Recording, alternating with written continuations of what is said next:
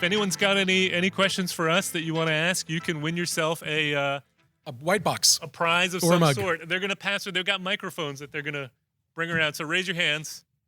See, people like raising their hands. There's one. Hi, my name is Kate Connolly. I'm a first-year PhD student in environmental health. My question / comment and suggestion, kind of all wrapped in one, is about blue zones and whether About blue what? zones, Blue zones. blue like the color. I see you guys don't necessarily know what those are. So blue zones I'm are gonna hot pretend I pockets, do.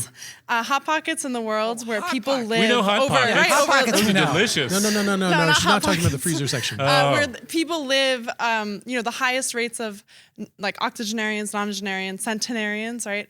And National Geographic last year did a whole magazine on blue zones, right? And someone had written a book, and then they did in the magazine, and they had 5.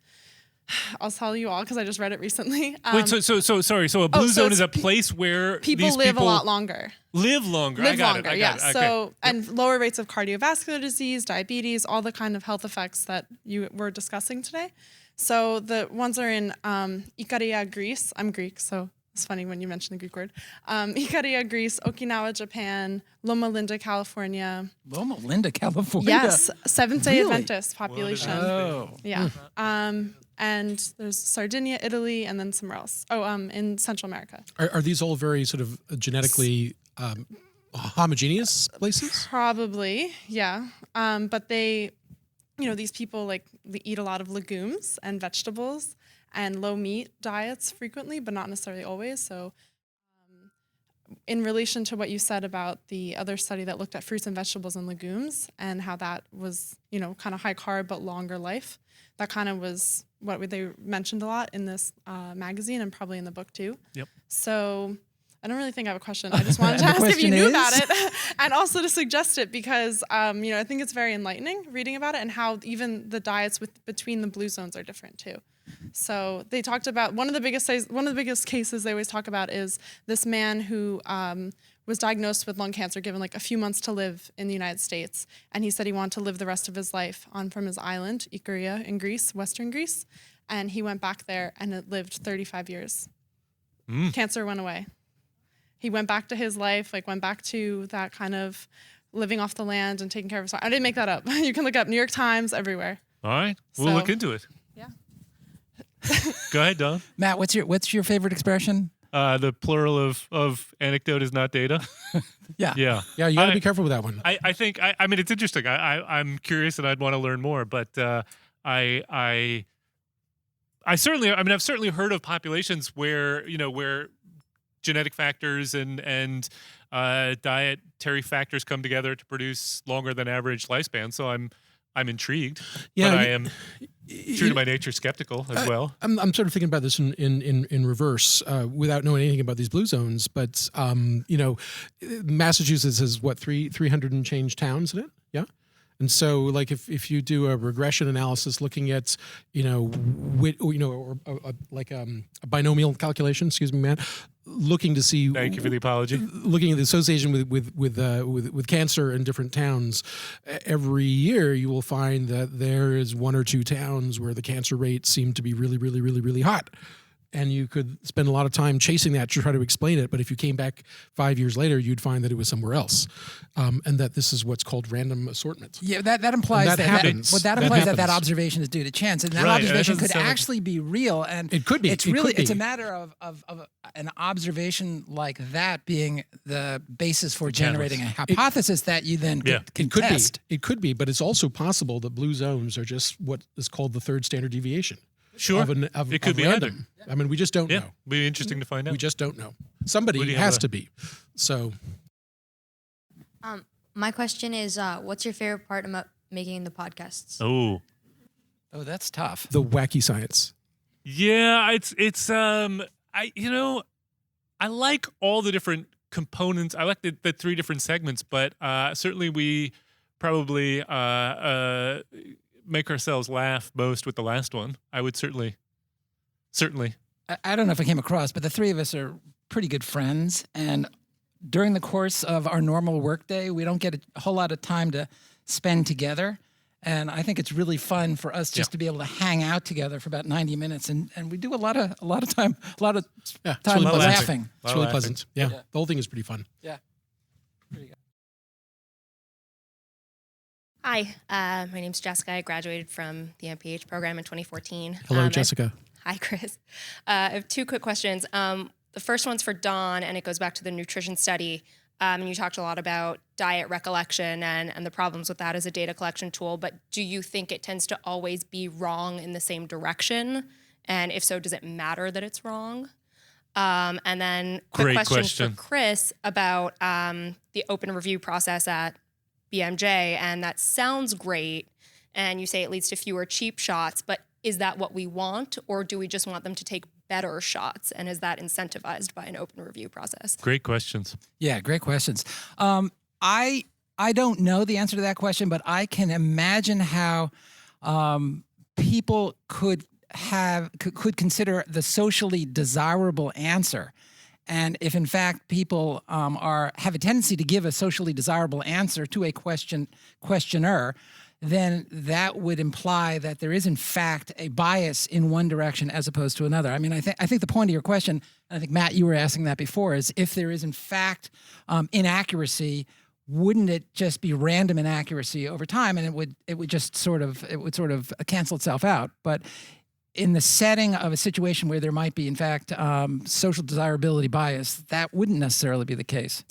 But wait, can I just jump onto this, because I it's part of the reason I love the question is it's one of the things that we want to do with this podcast series is try and educate people on how to think about these particular issues.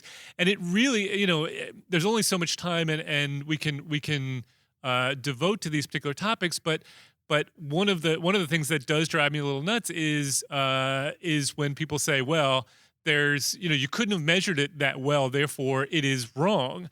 And we know that when you measure things poorly, you get the wrong answer, but the question is, which direction does that bias go? And often they go in predictable directions. And we can often actually, we have methods to actually quantify this. And so being thoughtful about not just dismissing things, but being thoughtful about the implications, which is where I was trying to go with this, but it's very hard to do when you're just sort of conversing with somebody. But it's a great question. One thought I've sort of often wondered is, given this whole issue about social desirability bias or the healthy user effect, where people who are healthy by nature and are exposed to healthy memes in the media and therefore want to do these things that are perceived to be healthy so they can be healthier. Even if those things have no effect or might even be slightly harmful, they're going to appear to be beneficial in an epidemiologic study because of this bias that's built into the fact that they are healthier on average than the people who don't follow these memes. So could one not design a study where you objectively measured the faith in different memes of different populations, like, the proportion of people who believe that carrots will prevent cancer or will prevent heart disease fervently, and measured the strength of those beliefs, as opposed to people who had no opinion whatsoever or believed the opposite, and then ran your epidemiologic studies around an adjustment for those memes to see if you could wash out the healthy user bias, so that people who thought that carrots were really bad because they cause cancer or cause heart disease should have exactly the opposite effect of the people who believe it, because it's the anti-healthy user bias. So why not actually you're trying to actually estimate directly measure that effect you were- and try to take that account into your regression analysis to see if you can pull that out Sure. and show what the magnitude of those biases is. I thought you were going I thought you were trying to say we ask people questions at the end of the survey like, do you believe in Bigfoot? And then if they say yes, then we... No. I'm thinking of like things that you would do to be healthy. Like, there Analyze was that differently. a fad that people would take lots of vitamin E, and we now that know vitamin E does not have a beneficial effect on heart disease, for example. But, actually getting back to Yeah, the I study think we it's did today, one of interesting, the things I thought was a strength of this is that the geographic diversity should wash out many of these memes, because memes are probably very culturally linked. And so if you start to see them consistently across different cultures, that would make you tend to believe that maybe it's the biology or there's an actual biological effect as opposed to the healthy user effect. That, who knows? Who knows? It made me wonder. But was it would be another great to question. be able to measure that. It was a second question. Oh, right. Cheap shots versus better shots? Was that the question? Heck, I don't know. I mean, it certainly makes me more choosy in the words I use. Chris can be ornery. And I think it makes me a Cranky. little more Chris can be cranky. thoughtful in my reviews when I know that the people who I'm reviewing know who I am. And I also know that the other reviewers know who I am, and there's certainly a desire not to look like a ding dong in my review and say Technical something really stupid in my review, and then be caught out by my peers who would say, "Man, that was a zinger, huh?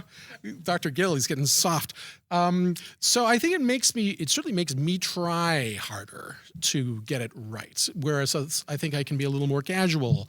When I'm, under stress, and maybe it's a lower tier journal, hint, that I might go a little faster Well, let than it I go. would if someone's Just won't let watching it me go. carefully for a high tier journal. Wow. I think it does change my behavior. Okay. I don't know. All right. Hi, so kind of going off the sort of fad with like the whole nutrition and health studies in the last few years, I've noticed, especially through media and different celebrities promoting these different lifestyles of less of carbs, more meats, etc. Gwyneth From a Paltrow. scientific standpoint, how do you differentiate these false and crazy? Like you had mentioned that there's so many different reports from the Atlantic or New York Times, etc. So what are some advice from differentiating and being able to relay these messages to others about it? Well, one of our strategies is to start a podcast. I think that's our only strategy, unfortunately. I don't know. I think it's a really good question, and I think that there is a real tidal wave of disinformation, fake news, fake science, and I think that we're really under assault now more than ever, not only by Gwyneth Paltrow and Dr. What's his Oz. who happens to graduate from the same medical school I did. Higher or lower Yeah, so- than you? Did he do better or worse than you? I don't know how he did, Yeah. but Pass fail system, wasn't it? But as a matter of fact, it was. In any event, I think we're at a real crossroads, and I think that we as public health specialists and as scientists have to be vigilant about bringing what we think is the truth to the people who are not as well versed in all the scientific method and all the things that go into producing good evidence and good data. It's for us and for you from now on. This is part of your responsibility in terms of being a public health practitioner. We have to keep the dialogue going. Hi. there. This is a quick question regarding the academic lifestyle in the sense of producing more and more publications for moving further along in the career. So I've noticed some individuals tend to have numerous publications, whether or not it's for their quality or just helping them within their institution to get up higher. So I'm wondering if the trend is moving towards producing better quality and maybe less throughout a career rather than quantity. No, I think that the tendency is in exactly the opposite direction. I think the tendency is that there is Quantity. there is a plethora of new journals, and in fact, it's become a huge problem because there are a whole bunch of because when the business model switched over to the authors paying for their papers to be published, and the industry realized that this is a very lucrative business model, we are getting inundated all the time by requests to publish articles in journals that we've never heard of. They call them predatory journals. So that's adding, I think, to this whole problem. I think that there are people who shall remain unnamed Me? who tend not you. Present company excluded. thank you. Who tend to do that? Who tend to really publish as many papers as they can, and that has a dilutive effect in terms of the regard with which you are held by your peers and by the appointments and promotion committees. That if you've got a lot of publications that aren't very impactful in low tier journals and haven't had many citations, that's going to be a disservice for you and your career. And I would just say that we didn't exactly take that topic on one of the podcasts that has yet to be released, but we got into the issue of predatory journals and the impact that has on some of the science. But maybe that is a topic actually we should sort of take on directly in one of our second segments. Yeah, I think we should. Yeah. Because we get 5 or 6 solicitations a day. Yeah. This is more Hello. questions than we're Hi. usually asked in class. I know. My name is Maria. That's because we have I just incentives. Hello, Maria. I'll let you go. It's okay. I just graduated in May. Congratulations. Congratulations. Sorry? Congratulations. Oh, thank you. Kind of building off of that question. So they say you need maybe more publications, a more like full resume in order to get to the point where you can conduct one of these trials. How do you get there without putting all this like, I can't think of a better way for it, like BS science, like BS papers? Like how do you get yourself up there without doing that? Really good question. It's not an easy time to be trying to get into the academic world. I think probably though the best thing that you can do is have really good mentorship. Finding somebody who will, take you on and help you get through the process of getting involved in really good data sets that already exist. Because, when you're first starting out, you can't just go out and run a giant randomized trial. As you say, you've got to initially be taken on by somebody who's doing that and supporting you. And that's what helps you build your reputation. I also think, being good at what you do also does, get rewarded at some point, but it does take, getting the equivalent of whatever the equivalent of getting your foot in the door is, with funding agencies and publications. So mentorship, I think, is the biggest one I would say. I think the other thing, just in terms of considering the arc of your total academic career, is to think about going deep instead of going broad. Because you'll have a tendency to gain that kind of momentum in terms of the work that you do, and then you'll get known for that work. And unfortunately, in academics, success begets success. It's easier for you to be successful once you're successful. It's hard getting to that first step. And I agree with Matt that find somebody that's got a great study that you can help out with, and then you get associated with that topic, and then it's easier for you to then take that topic to the next level. But in terms of looking at the arc of your career, don't be the master of all trades and how does that Jack of all trades and master of none. Really try to focus in on one or two things. Going back to the dietary study to switch gears, Yep. This is just out of curiosity. I know that you pointed out that there were factors like genetics that weren't considered in the study. When you're going through in the dietary studies or anything that you've read in the past, have you come across the consideration of someone who changed their diet multiple times throughout their life course and the repercussions that could have? So not necessarily like crash dieting, but if you're going to have a high carb diet and then switch to a high fat diet and what that has on health outcomes. No idea. No, and I would say that if you look at the literature that just looks at how much are you consuming of X, Y, and Z, we can't even get that straight, let alone trying to get it straight what the impacts of various different nutritional programs over a lifetime would actually be. It's so complicated, and I just think we have so little handle on this. And it's in my courses we talk about this a lot. One of the biggest problems I think is we don't know what the question is we're trying to ask yet. So you're asking a very clear question. No study is answering that question, and the only way to really answer that question would be to find people who did that over a lifetime, or run a trial where you got people to do that, which would probably be unethical. But something that had just a very well-defined protocol of what you want people to be doing, and then we could test whether or not it works. And we're not even close. Yeah, I mean, I agree. I mean, I think the more scientifically rigorous way to get at that, unfortunately, which is not a satisfying way, would be with animal studies, where you yank them from one extreme diet to another extreme diet and you study them, and you could do that in mice.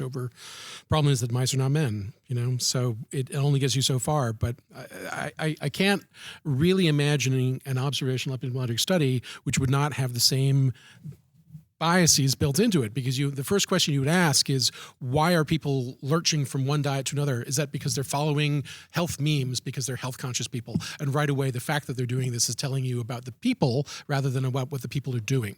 And you just can't get past that. Every time it's the same problem. You're stuck on the healthy user effect. So hi, so I just had a quick question about journals again. So I know Randy Schekman, after he got his Nobel and published in the top tier journals, he started pushing for people to publish in open access or open source journals. And I was wondering, in terms of the journal impact score, do you see people starting to go more towards those type of journals where other people can access the data easily as well, or is there more still a tendency to go to Science, Nature, Cell, like those larger journals, rather than going for. From an academic standpoint, any academic, if you have an opportunity to publish in Cell, Science, Nature, New England Journal of Medicine, or Lancet, you will definitely go there first. But we have a tendency actually to go towards the open access journals because in global health, the populations that we want to reach are populations that don't necessarily have the ability to pay the huge costs of subscribing to Nature, Science, New England Journal of Medicine. So we kind of sacrifice a little bit of that to a certain extent, just so that the intended audience has access to the work that we do. But you see, it's one of these sort of